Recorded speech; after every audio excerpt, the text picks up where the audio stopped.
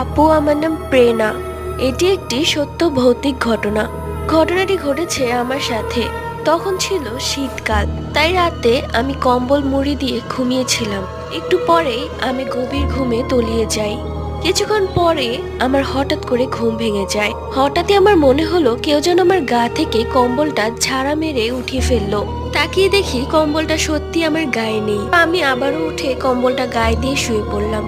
বলে রাখা ভালো, রুমে আমি একা থাকি, আর আমি রুম ভেতর থেকে লাগিয়ে দিয়েছিলাম। মানে পুরো রুমে আমি ছাড়া আর কেউ নেই। তো যাই হোক, কিছুক্ষণ পর আমি ঘুমিয়ে যাই। একটু পরে সেম আবারও কেউ যেন কম্বলটা ঝাড়া মেরে তুলে ফেললো। এবার আমার ভয় পেতে শুরু হলো।